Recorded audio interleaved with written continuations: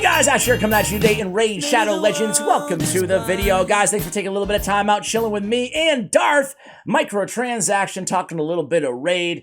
Darth, or should I say DM, as all the new subscribers are calling you. Welcome to the channel and congrats on your massive success thus far out the gate on your Diablo 4 channel. Every time I talk to you, bro, you've got a new YouTube channel. What's up with that? Yeah, it seems to be kind of the way it goes. I mean, to be fair, I think you've learned this too, that you make a game channel based upon the game. It works out. I mean, it worked out pretty good for you with Ash. I agree. Right? I agree. If any aspiring content creators are out there, variety, creation of content, it's so difficult to pull off. It's so difficult to grow a channel. You're much better off just like segmenting your audience and covering different games on different channels, and those who have an interest in you will just follow you regardless. Anyway, that's apropos of nothing, but staying on before we jump into why players are upset and some even maybe quitting over Great Hoof Lauricia here, our new Fragment Summon champion. I gotta ask you, man, any good like TV shows, music, like what are you into outside of gaming, man? I'm throwing a curveball. All right, so we're getting into outside the game. A little bit, yeah. Okay, I've been watching some TV. I haven't had a ton of time to watch a lot of it, but I just finished, and this will be spoiler free, no worries, Succession. So dude, that was a good one. I just started Succession, kind of. Just started it. Well, I'm like season 2, episode 3. Okay, yeah, you're in the midst of it. But it took a while for me to get into the show though. Like it took me almost the first season to actually get into it, and now I'm craving it. You know, like when you're super into a TV show that like you look forward to nighttime, like in whatever. Like I don't know where you watch TV, but like where I'm in bed, I'm like, yes, I can watch Succession. That's really cool. So yeah, I want to ask you anything else because I don't want spoilers, man. Unfortunately, it stays. The one thing I'll say is it stays good. Fantastic. It's not like Game of Thrones where it starts. It stays good. Did you watch White Lotus on HBO? No, I didn't. Check it out, man. It's very good. Very good. I loved it. All right. Enough TV show. Sorry, guys. Appreciate the recommendation, though, even though I already know it's good, but White Lotus. Dude, I heard an interview of you with Jay Giggs talking about why he's quitting or taking a break. I don't want to like put words in his mouth from Raid Shadow Legends and content in general. And the first thing when you asked him, the biggest thing he said was like that I don't have the exact quote, but like he's essentially disenchanted with fusions and fragment summons. These used to be exciting, and now they're like half the time super lame champions. There's some sort of a resource grab, maybe a money grab. It's not what he said, but I think that's what they are, right? To some extent. I asked my viewers too, so they gave their opinions. I'm going to share some of those. But first off, like, what is your take as somebody who's, I don't want to like, feel free to correct me if I'm wrong, but somebody who's kind of, how do I say this? Not super hardcore into the game right now. Is that fair to say? That of course that's fair to say. I mean, like, you're not going to offend me by saying I'm not playing the game right now. Like I'm not. Well, I didn't know. Like, yeah, You're all good. Yeah. So the truth of the matter is, I'm outside of the game. Okay. And I have been kind of floating around creating content, like free to play and stuff like that for a while now. And I think the real question, probably where you're going with this, is for somebody like me who's not really like got their heart all in it, is the fragment fusion or normal fusion, is that enough to pique my interest? I'm assuming that's your question.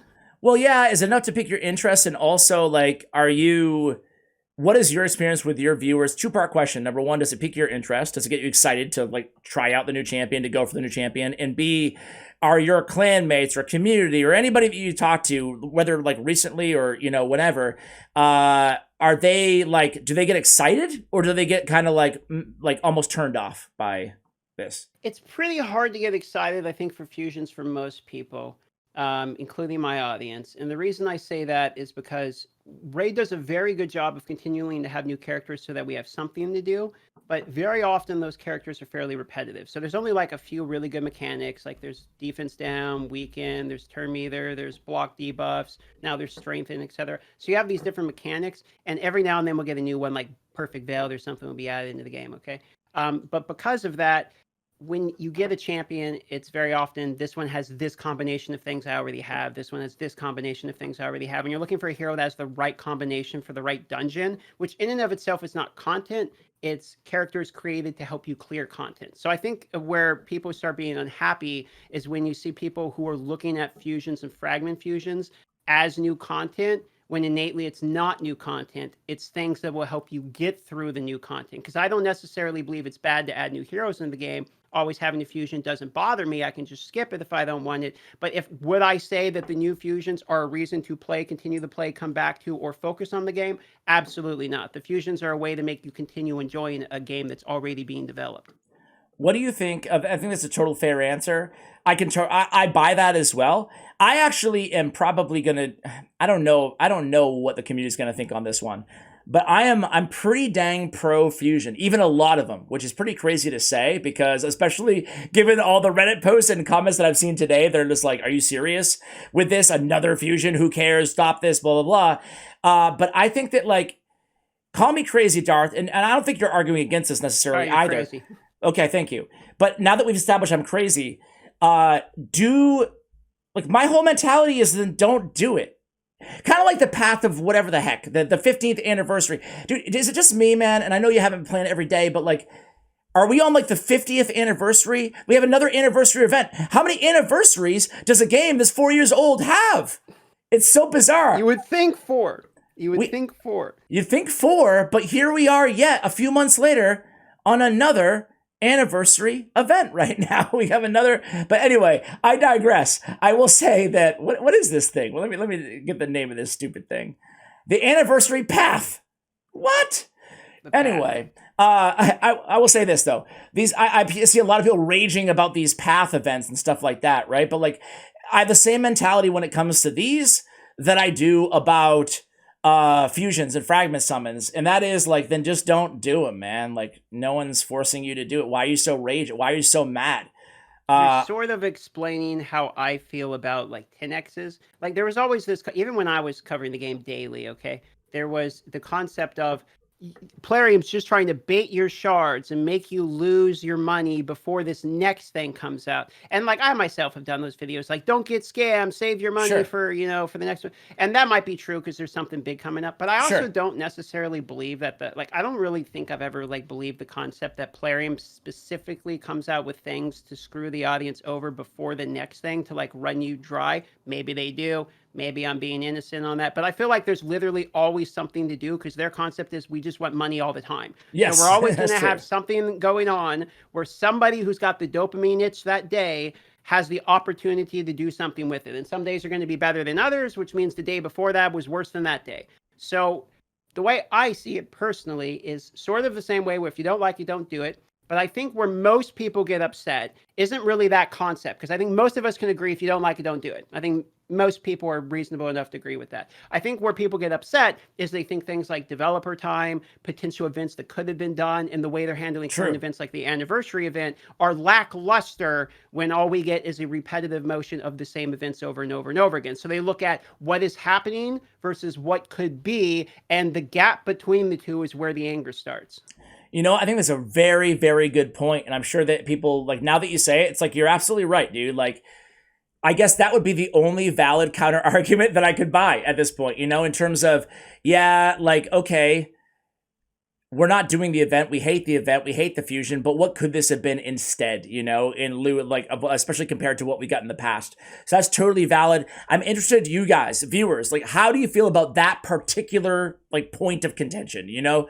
Do you look at these events that suck and think, does it anger you what could have been, or does it anger you that they're just like making events that suck to begin with? I guess you're probably right there, Darth, the way that you put that.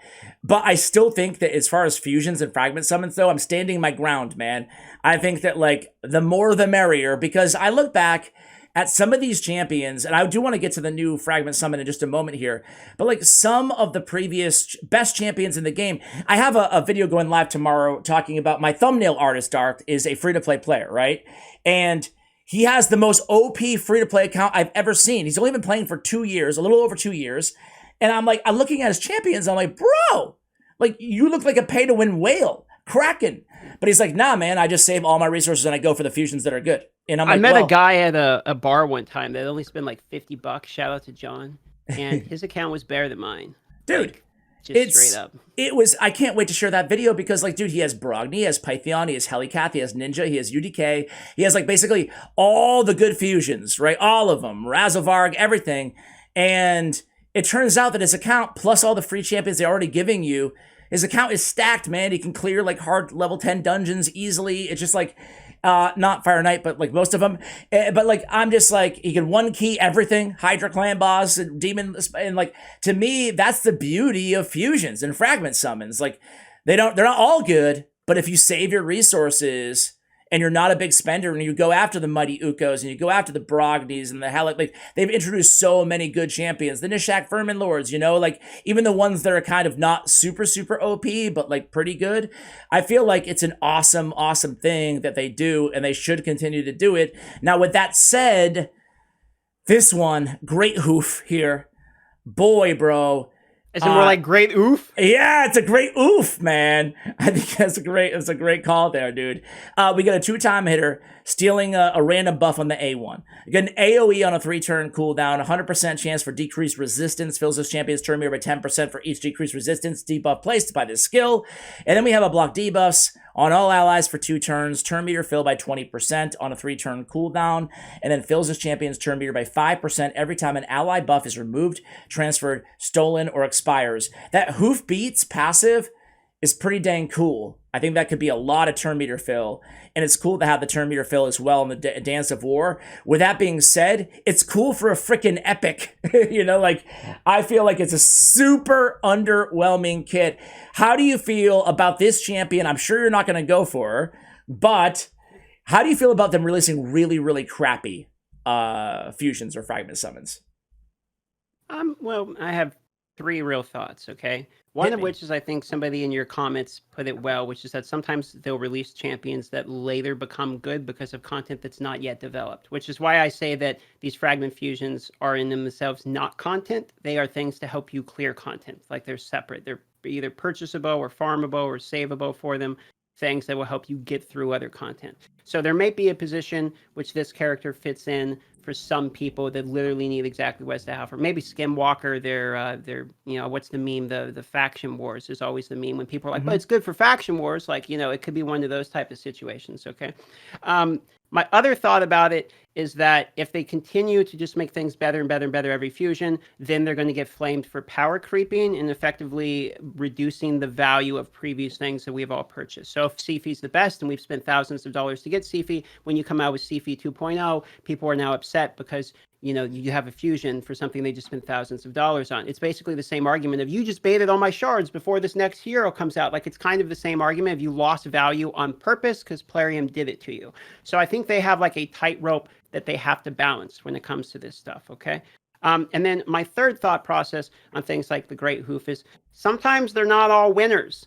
And it's okay just to save your resources. I think one of the best things that Raid actually does is they give you a good amount of resources as free to play, enough that you can stack them up and save them over a period to snipe the ones that are really important. And that's sort of the difference between games I've played that were very fun over long periods and games that are not fun. Games that don't allow you to really stack large amount of resources and min-max sort of when you're going to spend something, skip certain events to go for others. Those games were not as fun. But games that allow that, for instance, Star Wars Galaxy Heroes would be the first game I played that was like this, where you could be smart and save resources and have good timings on things like basically their equivalent of fusions, made this whole community that is around figuring out how to play the game efficiently, and that in and of itself became its own driving factor of enjoyment. So those are my thoughts on it. I don't think there's necessarily anything innately bad by releasing a champion that's not the best champion in the game, but I get people's arguments as to why they're not doing this one. I think those are great points. In reading through some of these comments, you referenced one of them. It's interesting. I didn't think that my community would be so positive on this champion because I think she's really bad, you know? But you're right. Like, this Overgaming YouTube, or TV rather, was the one that you mentioned here, talking about, hey, Pixneal is now good for Fire Knight 10 hard, which I'm not sure if I've seen that many Pixneal teams in Fire 10 hard, but hey, it's a point that it could be useful for future content, you know? So that's interesting. A lot of people basically saying, I like fusions. They're good for training and farming gear, steady for account progression. I really like fragments, and some of the fusion events give me something to focus on. We can always skip if we need, which is the point that we kind of brought up. So a lot of people basically, you know, saying they're saving resources for underwhelming fusions. And a lot of people also, as I scroll here, fusions are a pain, fragments are better, as a champion's kit looks really bad, incoherently slap random stuff together, a self-boosting champion, but she's boosting with no relevant skills, blah, blah, blah. There we have, I don't know if this is a meme comment or a true comment, but what a beast of a champion this is. I like your kit very, very, very much. What a unique kit. What strong skills. What a passive. I can now defeat Fire Knight 10 easier than all the other. Okay, it's obviously a meme. That's a meme. Now that I read it out loud. But a lot of people just saying that basically, it seems like people don't like don't like old school fusions. They like fragment summons, which are, okay. And a lot of people saying how they're going to skip this one. Personally, I agree with this comment right here, Yazin. An epic and legendary skin looks useless if you've already cleared skinwalkers, and even if you haven't, there's better epics out there, to be honest. Fusions are painful, fragment summons are significantly better, but also a pain with how frequently they've become. So I think people's issue maybe is the frequency. Maybe it's, even if they're going to be underwhelming, because to your point, we can't really plan for them anyway, right? We just got to hoard resources. I think that ultimately looking for maybe a more of a heads up or a little bit longer in between might be a good direction to go, but a lot of people are passing on this one. I'm assuming you are as well, Darth? Yeah, zero shot I'm going to do it, both because I don't have the time with Diablo 4 launching in less 24 hours at this point, basically. So I'm going to be all, hands aboard for that. But then on top of it, I don't have any use for this champion. I don't know what I would do with it. I have champions that do this and better already, so... Yeah, so many people. Yikes, awful, weak, waste of time.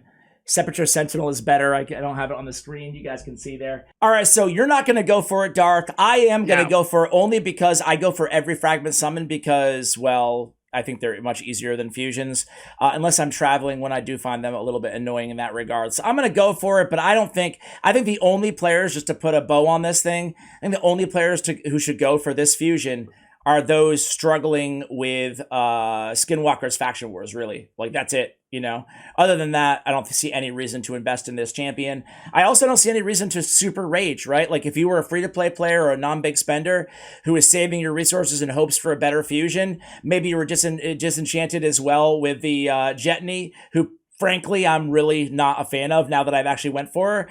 And I imagine it will be the same case with Mrs. Hoof here. But I guess at the end of the day, any final thoughts here, Darth, before we let you go? I don't think it's a big deal. Maybe I'm less in the head in the game, so I'm less angry about these stuff. But take it from the guy who's been known to be angry a lot. It's just a fusion, You don't like it, don't do it. And I definitely understand the argument of I would like events to be better, but I think it's a separate conversation. If this character's dog, then save your resources. That's the beauty of saving your resources. The next one that's really good, you'll have. There's a comment in your comments saying that it was mentally exhausting to do all of them back and back. I agree. I've never in the history of the game, even when I was playing every day, did fusions back to back because it is exhausting and I just don't want to do it. So I'm just of the opinion that games are supposed to be fun. And I've made games not fun for myself before. Don't do that. That's just my advice. Totally agree. We just mentioned this and this is a perfect time to shout out again, that interview is probably going to go live on your channel, probably the same time this video goes live or before. We talked about that at length, right? It's just I never, and no offense to those of you who leave these comments, I appreciate you watching the content, regardless, but people who get really angry, viscerally angry, and maybe they're just venting, and that's cool, I guess, that's fine. But people who get super angry at Plarium or at this game are really frustrated. I always say this, and it sounds like you echoed the same sentiment, Darth, is dude, don't play and don't watch my content if it's making you mad, man. This is a video game at the end of the day, dude, it's supposed to be enjoyable. If you're not enjoying it, then yeah, don't play it, man. Not rocket science. I'd probably frame it as I'm not trying to tell anyone what to do. All I'm saying is it's not worth it. So it's getting riled up about these games it's just in the long term, it's just not worth it. Because the reality is, the games are going to pump out what they think makes them the most money, and what does make them the most money. If you don't want to support what it is they're doing, don't give them the money. I mean, it really boils down to that simple, and it's my take. So true, and that's a perfect place to cap this conversation, Darth. Honestly, love chatting with you, man. Go ahead and check out all Darth's projects. I'll try to have all his channels if I have enough text bandwidth in the description for you guys to go ahead and check out, man. Thanks so much for coming on, man, and keep up the great work, and I hope to do it again soon. Till next time, yep. All right, guys, that's going to do it. Check out all Darth's channels, as I mentioned before, in the show notes below, along with that podcast collab that we had today. I'll have that linked in the pinned comment as well. Thank you so much for watching, and as always, take care, guys.